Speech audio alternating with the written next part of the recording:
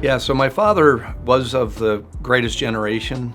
Sadly, he had a heart condition that prevented him from serving in World War II, otherwise he would have. Oddly enough, he actually started in purchasing in his career. He ended up meeting a guy that owned a manufacturer's rep firm and said, you know, you're on the wrong side of the desk, you should be over here with me. He went to work for him, subsequently left that company, picked up some product lines in 1955 and started on his way. My mother was the only other employee of the company, and I don't know that he necessarily had a vision, to be honest, other than he wanted to make a good wage, make a good living, and provide for what he hoped would be a family. I wasn't born yet, but he certainly had a lot of values that bled into me, and I think today still are part of us. Before I knew of it, my father sort of, pretty much obviously as a joke, printed up some business cards because it was J.L. Souser and Associates back in the day. And it said Craig Souser, sales representative, when I was literally in a crib. And just for fun, he decided to send some of those around. Most people that received them knew what they were getting and had a good laugh. Not everybody. So he got a couple phone calls from folks that said, I don't know if I should be speaking to you or Craig because it says he's your representative. And he said, well, he's taking a nap right now, but I could have him try to call you when he gets up. So I go way back, literally to the crib.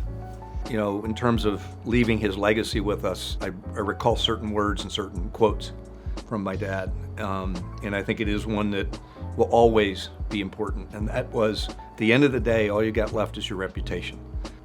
Certainly, that ties into a lot of things internally in terms of our values and cultures here, but it also means a lot about the brand and understanding that ultimately that's how we survive and living on that reputation. I came in out of college somewhat with the delusion of changing the world, certainly changed the JLS world. Part of it was a reaction to what I'll call the uncertainties of being a rep. If you do a really, really good job, they may decide to take the business direct. And if you don't do a very good job, they'll let you go. So I always had angst about that.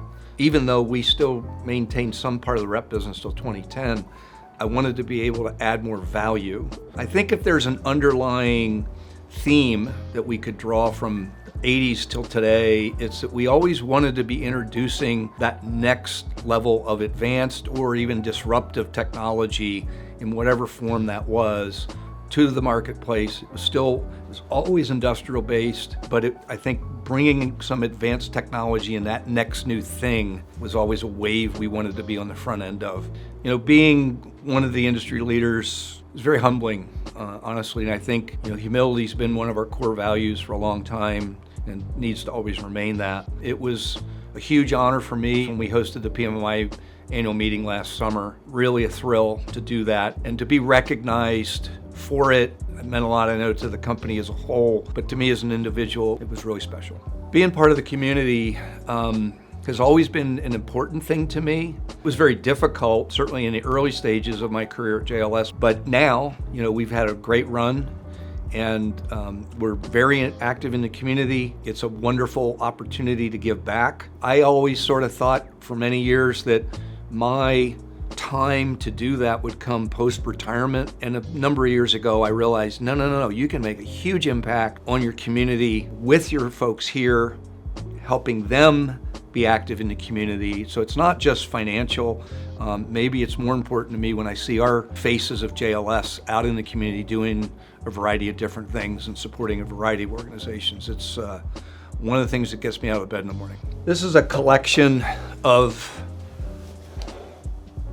Post-it notes, Christmas cards, letters. Really started this probably 12, 13 years ago, and I call it the Why I Do It file.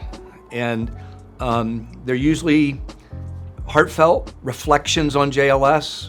I would say more than half of them are from people that were ex-JLS at the time they wrote it, and they were reflecting back on their relationship and what JLS meant to them. It really means a lot to me to hear that some of the principles and ideals and values that are near and dear to me did make a difference, did maybe transform their ideas and help shape their careers and lives, and at the end of the day, make them better people to go make the world a better place.